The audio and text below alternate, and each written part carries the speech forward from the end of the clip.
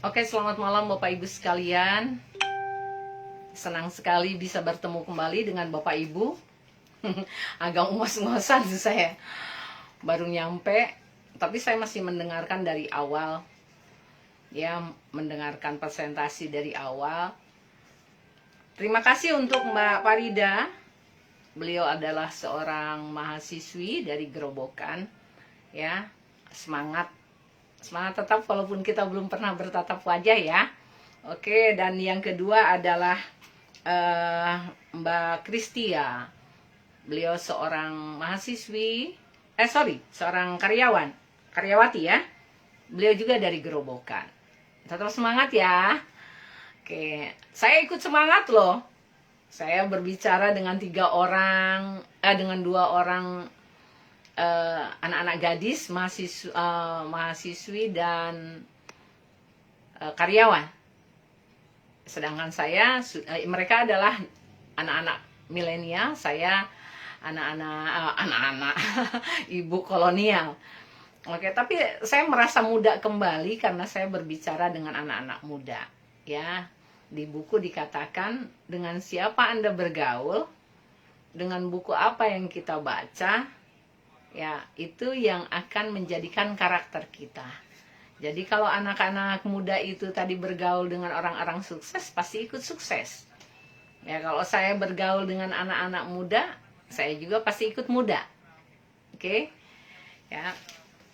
Luar biasa, beliau-beliau itu tinggal di Gerobokan, saya di Jakarta. Oke? Saya tinggal di Jakarta.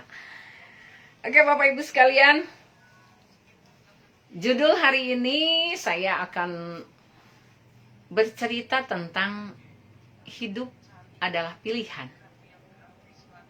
Ya, hidup adalah pilihan.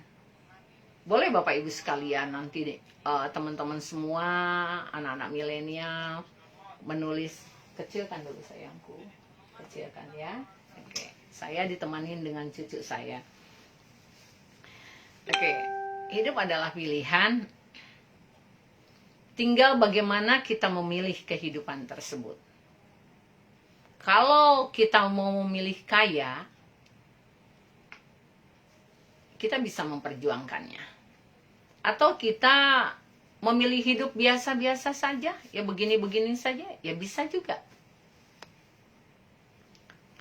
Kalau kenapa sih banyak orang-orang kaya? Atau saya mau menjadi orang kaya? Contohnya nih. Ada 3 hal, ada 3 cara untuk kita menjadi orang kaya. Yang pertama adalah kita lahir dari orang tua yang kaya. Ya. Dan harta kekayaannya diwariskan kepada kita. Itu udah jelas, langsung kaya. Oke? Yang kedua adalah kita menikah dengan orang kaya. Maka kita langsung jatuh ke kasur. Langsung kita kaya. Tapi cara yang ketiga adalah kita bekerja keras untuk mendapatkan kekayaan tersebut.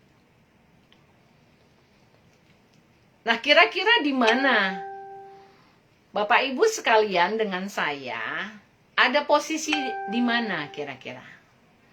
Apakah teman-teman semua sekarang kaya karena memang orang tuanya kaya? Jadi kita bertanya kepada diri kita masing-masing ya. Atau kita kaya karena memang peninggalan warisan dari orang tua kita memberikan kekayaannya kepada kita. Atau teman-teman mau mendapatkan kekayaan tersebut adalah dari hasil kerja keras kita. Semua bisa didapatkan. Tapi sebelumnya teman-teman yang hadir ini mendengar suara saya jelas kira-kira teman-teman? Tolong dikasih komen dulu ya, karena tadi saya mendengar dari awal MC agak hilang-hilang. Apakah nanti sama dengan saya? Kalau memang jelas saya akan teruskan. Jelas ya teman-teman? Oke. Nah, teman-teman, di mana? Posisi di mana sekarang ini kekayaan kita? Ya, terima kasih Mbak Retno yang sudah memberikan komennya bahwa suara saya jelas. Makasih ya. Yang mana teman-teman? Yang pertama, yang kedua, atau yang ketiga? Ya. Nah, yang pertama nggak bisa didapatkan mungkin, atau yang kedua bisa juga tidak didapatkan, atau memang belum karena belum menikah. Tetapi ada cara yang ketiga, bekerja keras untuk mendapatkan kekayaan tersebut. Yang menjadi pertanyaan adalah kendaraan apa yang akan mengantarkan kita mencapai kekayaan tersebut. Maaf ya teman-teman semua, saya belajar di usaha ini sudah 15 tahun. Saya banyak kenal orang yang hadir. Pada malam hari ini saya banyak kenal dengan beliau-beliau. Saya 15 tahun jalankan usaha ini. Banyak sekali yang saya kenal dari jaringannya sponsor saya. Ya, saya sebutkan aja dulu. Ada Pak Abdul Sattar, beliau adalah dosen. Beliau bercerita, kalau gajinya beliau, kalau tidak salah beliau itu 20 tahun apa ya mengajar. Nggak sampai 10 juta. Tapi beliau tidak meninggalkan pekerjaannya sambil membangun usaha ini. Kekayaan beliau sekarang justru dari usaha ini. Itu yang kami dengar. Ya. Ada siapa lagi? Pak Anton dari Lampung. Ya. Beliau pernah jaya di usahanya tapi bangkrut dari usaha yang lain sampai menjadi tukang kerupuk pakai sepeda ontel. Kira-kira jual kerupuk pakai sepeda ontel seberapa sih? Segerobak yang besar banget sepeda ontel itu. Bisa nggak kira-kira mengiringi beliau untuk mencapai kekayaannya tersebut? Tidak. Saya tahu persis karena saya tahu kenal dengan beliau juga. Kayaknya beliau justru dari usaha ini. Ya. Saya lihat siapa lagi? Ada Bu Mary. Kalau Bu Mary jelas udah orang kaya. Beliau punya toko materialnya juga sudah banyak. Sebenarnya beliau sudah kaya. Tapi menjadi pertanyaan, kenapa beliau masih tetap jalankan usaha ini? Nah, itu berarti kan ada hal-hal, ada yang perlu kita selidiki di usaha ini. Kenapa orang yang kaya saja masih jalankan usaha ini? Kalau kami ini dari orang yang tidak mampu, udah jelas dong kami harus berjuang. Karena saya bukan orang kaya dan menikah juga bukan dengan orang kaya. Saya pengen kaya, berarti saya harus berjuang.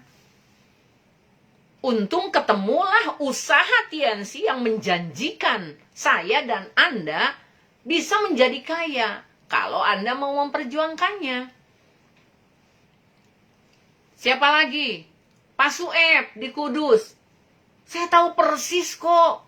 Tahu persis. Ya maaf lah ya, saya tidak cerita sampai. Tapi saya tahu persis. Beliau bukan orang kaya. Tapi kayaknya beliau bisa menunaikan ibadah umroh suami istri. Hanya dari Tiansi. Gratis lagi. Ya, siapa lagi teman-teman? Bu Yuni. Saya tahu persis Bu Yuni. Saya kenal dari Bu Yuni itu dengan suaminya khususnya ya. Saya kenal dari tahun 95. Bagaimana beliau masih anak muda dulu. Bagaimana beliau waktu menikah. Bagaimana beliau menjalani usaha ini. Maaf. Utangnya banyak. Maaf ya. Mudah-mudahan Bu Yuni nelpon nonton. Tapi saya tahu persis banget. Makan aja sulit. Pernah sampai berjauhan Bu Yuni di kampung, suaminya di Jakarta karena kesulitan tersebut.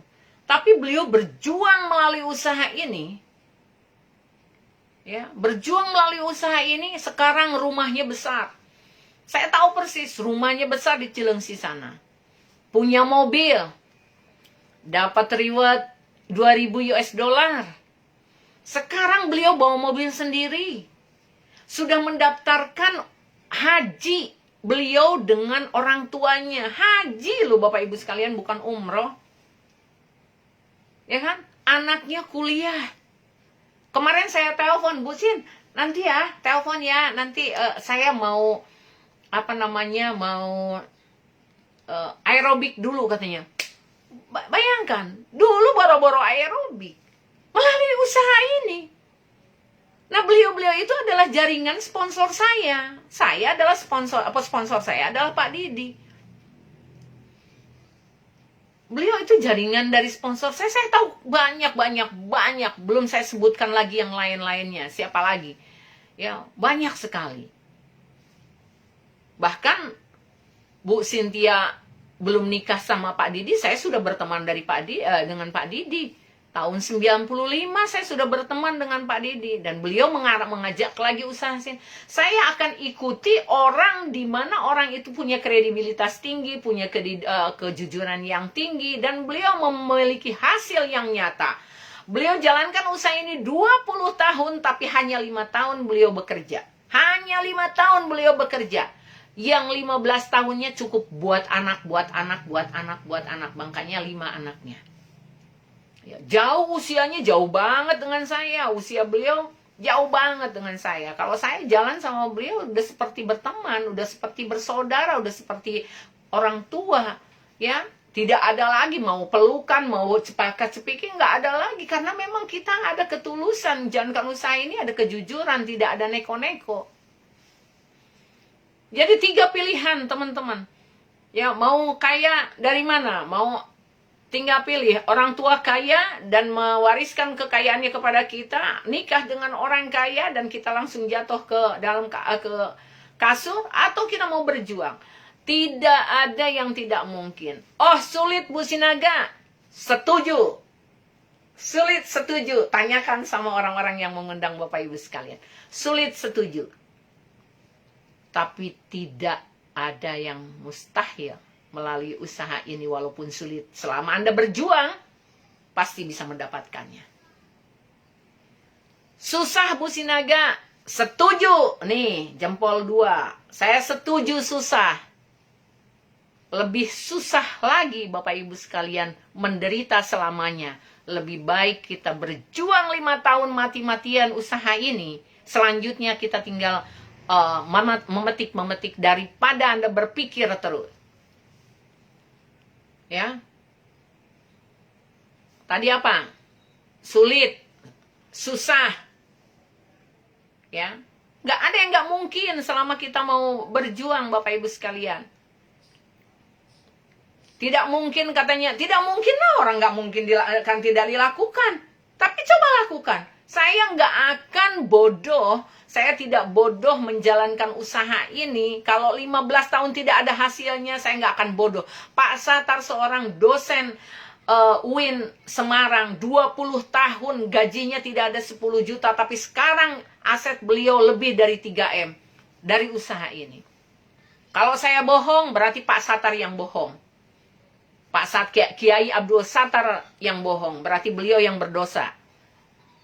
Karena apa? Karena beliau sahabat suami saya. Ya, tidak mungkin, katanya nggak ada yang mungkin, tidak ada yang tidak mungkin bagi Tuhan selama kita mau berjuang. Yakin Bapak Ibu sekalian? Oke?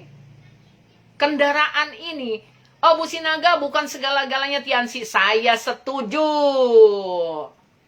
Bukan segala-galanya Tiansi, tetapi dari Tiansi bisa segala-galanya kita bisa membeli. Tanya sama beliau. Ya. Bukan segala-galanya Tiansi, betul. Saya setuju banget. Usaha yang lain, orang-orang kaya, orang-orang yang sukses dari usaha apapun, Bapak Ibu sekalian, perlu perjuangan, jatuh bangun. Tetapi pada saat jatuh dia tidak langsung ambruk tidur, tidak, dia bangkit kembali. Tanya modal di usaha yang lain. Adakah 10 juta atau 12 juta di usaha lain? Nggak ada, Bapak Ibu sekalian. Mana ada yang modal 20 juta di sana bisa break even point dalam waktu 1 tahun. Nggak ada. Saya akan sebutkan orang-orang yang terdekat dengan saya yang bisa sukses di Tiansi. Yang pertama, Bapak Agus TL, Engkong, orang yang membawa bisnis Tiansi ke Indonesia ini. Dulu beliau orang kaya, pengusaha besar. Tetapi namanya usaha bisa jatuh bangkrut seperti itu. Pada saat bangkrut seperti ini, beliau ditawarkan usaha ini. Dari seorang pengusaha menjadi seorang penjual cendol di Tanah Abang. Pak Agus TL. Ya. Kenapa saya tahu? Karena saya juga dekat. Setelah saya di Tiansi, saya dekat dengan beliau. Bisa menjadi tukang cendol. Tapi sekarang Bapak Ibu sekalian, beliau mengatakan orang kaya adalah bukan orang yang banyak rumahnya, penghasilannya besar, ya. Bukan cuma ini. Apa menurut Anda, pandangan Anda kekayaan? Bukan cuma mobilnya banyak, bukan. Kaya itu hidupnya damai, ya. Rumah tangganya akur, dermawan, pemberi, sederhana, ya, ramah, santun. Ya, selain itu uang atau apa itu hanya bagian dari kekayaan, bagian dari kerja kerasnya. Ikhlas, selalu ikhlas. Itu orang-orang kaya, Bapak Ibu sekalian.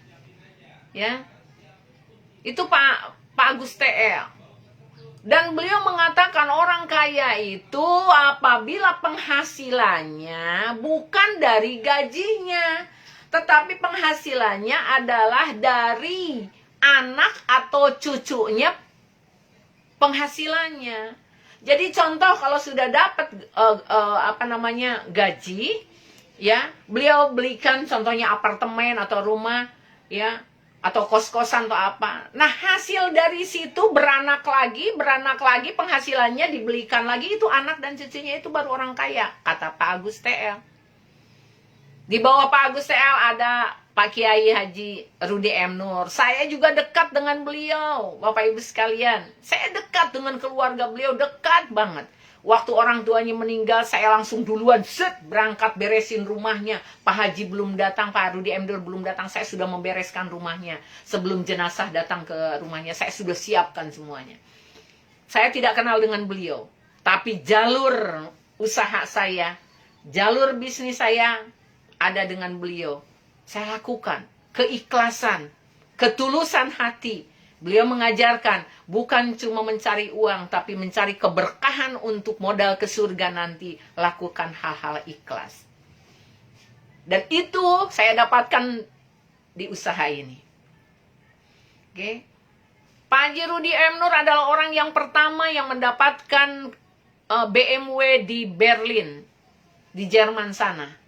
Beliau orang miskin, tidur saja tidak pernah di rumah, tidurnya di masjid. Rumahnya gangginggung-genggong, saya tahu persis. Tetapi beliau punya impian besar, bahwa saya harus menjadi orang kaya, saya harus membelikan rumah orang tua saya harus tidur bersama orang tua saya. Luar biasa. Sekarang penghasilannya miliaran. Ya. Oke. Dua orang tersebut, Bapak Ibu sekalian, saya menjadi asistennya di sekolah BMW, Pak Rudi M. Nur. Kalau Pak Agus adalah mental training. Saya ke beberapa kota, saya jalan dengan beliau itu. Saya bersyukur. Kekayaan adalah apabila kita banyak teman, kata beliau. Wah, saya benar juga. Kalau banyak teman itu banyak lubang rezeki. Siapa lagi? Ada insinyur Papi Anjar. Beliau seorang insinyur terowongan. Tahun 2005 saja, tahun 95 saja, beliau sudah punya penghasilan 10 juta. Tetapi kenapa beliau memutuskan untuk jalankan usaha ini? Karena resiko pekerjaan beliau yang luar biasa. Harus menggali terowongan, bayangkan, jauh dari keluarga. Apa arti kehidupan kebahagiaan kalau jauh dari keluarga, kata beliau. Makanya beliau jalankan usaha ini. Penghasilan beliau 65 juta dalam seminggu. Ya. Siapa lagi? Pak Didi Waryanto, orang yang mengajak saya ke usaha ini dulu lumpuh 9 bulan akibat TBC tulang. Tetapi beliau jalankan usaha ini dengan ketekunan, dengan tidak punya uang. Saya tahu persis beliau. Tapi sekarang beliau coba. Kalau beliau mau saja sekarang itu cuma bangun, tidur, makan, bikin anak, bangun, tidur, bikin anak. Bisa saja, tapi beliau tidak mau. Beliau bagaimana di bawah beliau diangkat supaya apa yang dimiliki oleh beliau juga dirasakan. Itu saya ngerasakan terus karena apa? Saya jalan sama beliau. Sering ke Jogja, ke Surabaya, ke Bali, bareng sama beliau. Ke Lampung, saya bareng sama beliau. Nah, di bulan 4 ini saya akan mohon waktunya Papi Anjar sama Pak Didi untuk saya jalan ngebangun bisnis di Medan. Ya, akhir bulan ini saya akan berangkat ke Jogja, merealisasikan buka rumah terapi. Ya. Luar biasa, banyak hal yang kita dapatkan di usaha ini, Bapak Ibu sekalian. Banyak sekali hal yang kita dapatkan, yang tidak bisa didapatkan di usaha lain. Ya, luar biasa. Sekali lagi saya konyol, bodoh, kalau saya jalankan usaha ini tidak ada hasilnya. Cuma hebatnya di usaha ini, ilmu padinya luar biasa. Semakin berisi, semakin merunduk. Semakin berisi, semakin merunduk. Coba lihat-lihat di usaha-usaha di Tiansi orang-orang kaya ini. Bukan tidak bisa mereka pakai emas batangan di sini atau kalung yang sampai berat gitu. Enggak, kami pakai produk Tiansi semua. Pakai jam Tiansi, pakai kalung Tiansi, pakai kosmetik Tiansi, ya. Pakai kacamata yang dibeli dengan nomor ID Tiansi. Itu semuanya Bapak Ibu sekalian. Beliau presenter sama MC tadi, paling itu usianya masih 20 tahunan lah ya. 22 paling tinggi. Coba jalankan usaha ini. 5 tahun saja 27 tahun. Yang contohnya beliau sekarang diputuskan sama pacar. Gak usah kecewa. Teruskan aja jalankan usaha ini. Besok tinggal milih aja yang Anda mau. Siapa? Pendamping hidup teman-teman yang sesuai dengan kehendak Tuhan tentunya. Ya. Nah teman-teman sekalian, luar biasa usaha ini. Luar biasa. Menjanjikan kita. Tadi presenter mengatakan sedia payung sebelum hujan. Itu saya setuju banget. Saya setuju banget. Sedia payung sebelum hujan. Setuju banget teman-teman. Ya, galilah sumur sebelum Anda membutuhkan. Sekarang bagaimana kita mau, kan kalau menggali sumur itu kan apa namanya? Berat ya, capek. Belum kelihatan airnya, terus gali terus. Nanti pada saat kita membutuhkan tinggal nimba, tinggal ngambil teman-teman. Itu luar biasa teman-teman. Saya senang sekali saya ngelihat milenial sekarang.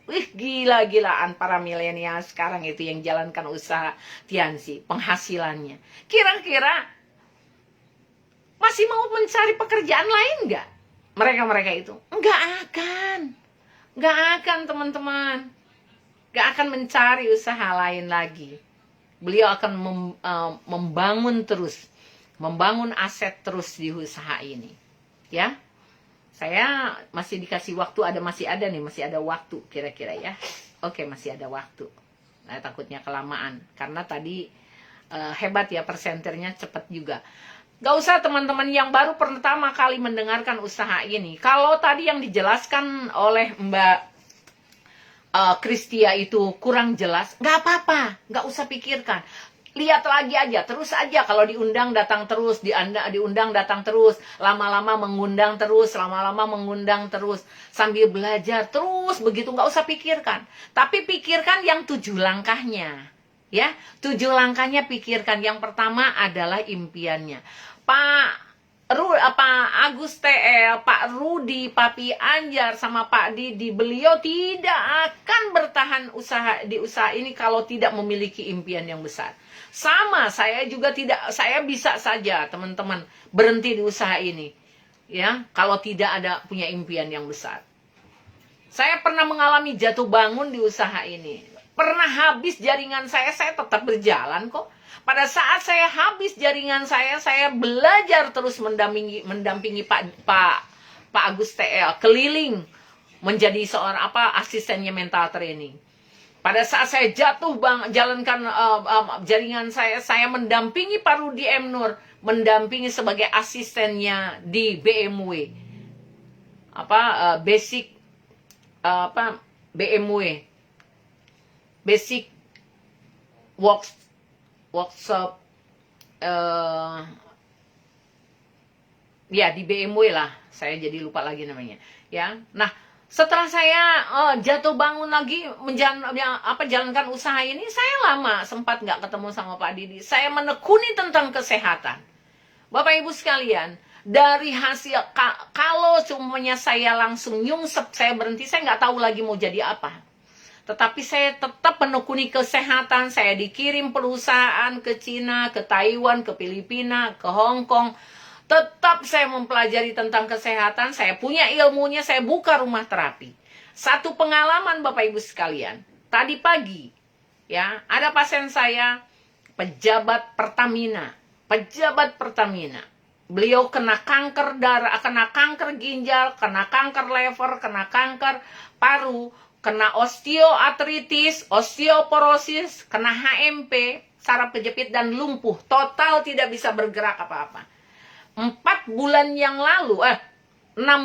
lalu saya pegang, saya datang ke rumahnya karena beliau lumpuh. 14 hari saya pegang, bisa beliau miring, bisa duduk. 14 hari berturut-turut. Setelah 14 hari saya suruh libur dulu seminggu, dan setelah seminggu saya sarankan untuk datang ke rumah saya. Akhirnya terus datang ke rumah saya.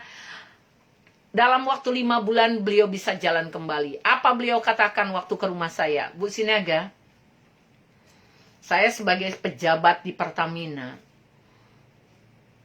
pensiun saya, tahu nggak nilainya? Nggak sebutkan, saya nggak akan sebutkan di sini. Tetapi Bu Sinaga, pada saat saya pensiun, saya kena penyakit ini. Dan selama 6 bulan, saya menghasilkan 2 miliar. 6 bulan. Saya ingat kata-kata bijak. Saat muda mencari uang, mencari uang melupakan kesehatan. Saat tua, menghabiskan uang untuk mendapatkan kesehatan. Beliau pejabat Pertamina, Bapak Ibu sekalian. Jadi, saya sendiri takut untuk, bener juga lah kalau beliau aja sebagai pejabat paling tidak kan dari puding, dari apa, dari ini. Kita beruntung berada di bisnis kesehatan, Bapak Ibu sekalian. Beruntung sekali. Ya, mencegah lebih baik daripada mengobati. Ada orang mengatakan, sehat itu mahal. Saya setuju, sehat itu mahal. Tapi lebih mahal lagi kalau sudah sakit. Makanya dengan usia seperti ini, maaf Bapak Ibu sekalian, mungkin ada grup saya nonton di sini, Bu Ella. Ya. Anak saya tahu persis, saya untuk mengeluarkan uang untuk membackup kesehatan saya, makanan di kesehatan saya aja 8 juta sebulan. Bagaimana nggak 8 juta sebulan? Coba lihat teman-teman kalau saya makan produk. Mana tadi udah? Nih. Ini Vitaline. Bagaimana untuk menghaluskan kulit, ya? Saya makannya sekali 2. Satu makan begini kan 20.000. Ya. 2 udah 40.000. Maaf ya teman-teman ya, karena saya maniak dengan ini. Coba lihat. Ini. Grip ekstrak, harganya 600-an. Oke. Sekali makan coba saya. 5. Kalau 5 aja sekali 15.000 udah 75.000. Maaf ya.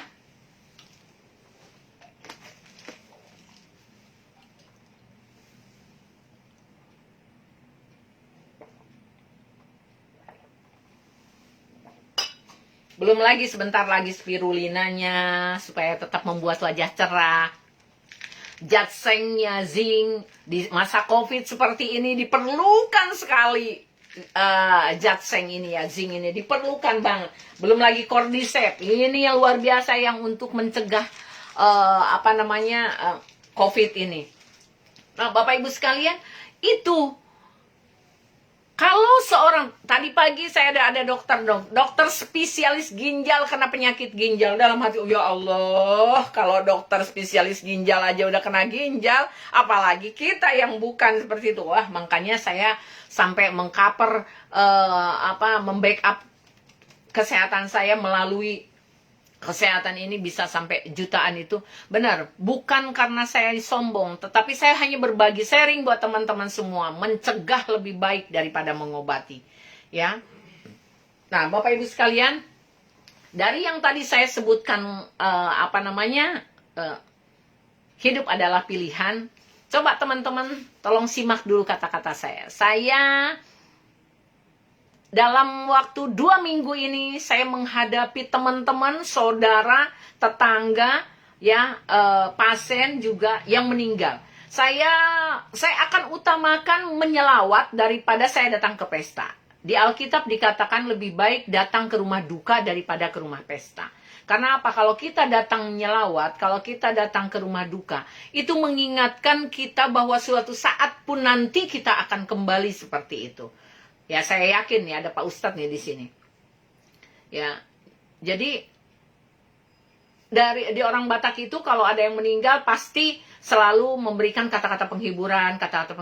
Dan saya kalau datang ke pesta ataupun ke adat-adat Batak, saya selalu perhatikan. Saya tidak pernah ngomong gitu, nggak pernah. Saya perhatikan ini apa yang dibicarakan. Nah, jadi dari yang beberapa kali saya datang menyelawat itu, saya ambil satu kata ke satu kata. Dan tadi malam saya renungkan. Ya, teman-teman bisa lihat renungan saya. Dan ini bagus sekali untuk kehidupan kita. Kalau kita kaitkan dengan usaha ini, ya. Kalau kita ingat-ingat kembali, coba kita ingat-ingat kembali, teman-teman yang mendengarkan ini ataupun siapapun, ya. Bila saja waktu dapat berulang. Bila saja waktu dapat terulang. Siapa yang bisa mengulangi waktu kemarin? Nggak ada kan? Nggak ada yang bisa mengulang waktu, oke? Maka kebahagiaan akan menyelimuti hidup kita. Nah, karena tidak akan ada penyesalan. Siapa teman-teman yang tahu kalau penyesalan itu datangnya di awal? Kan nggak pernah tahu. Pasti penyesalan itu datangnya pasti di akhir, ya. Nah, hanya saja waktu terus bergulir dan tidak akan pernah terulang kembali dan meninggalkan banyak kenangan dan penyesalan. Ya, Bapak Ibu, sekarang yang menjadi kita renungan adalah kita hidup saat ini. Ya, bukan untuk ditangisi, bukan untuk disesali, bukan untuk diratapi. Teman-teman semuanya, yang dapat kita lakukan adalah bahagiakan orang-orang sebelum penyesalan itu terjadi. Oke? Nah, yang dapat kita berikan adalah sesuatu yang terindah, yang tulus kepada orang yang kita sayangi selama kita masih hidup, selama kita masih bersama dia. Oke, teman-teman semuanya, yang dapat kita rasakan adalah bahagia saat berjalan, bercanda, tertawa bersama dalam suka dan duka dengan orang yang berarti di dalam hidup kita. Teman-teman berbahagialah teman-teman yang masih memiliki suami ataupun istri, yang masih memiliki orang tua. Itu perlu teman-teman perhatikan mereka, ya. Nah, bila semua masih sama, bila semua masih ada, bila semua masih tersedia, adalah waktu untuk kita berbakti, berbagi, bercanda bersama mereka. Nah, hidup adalah proses belajar. Ingat, selalu saya mengatakan bahwa hidup adalah proses belajar. Oke?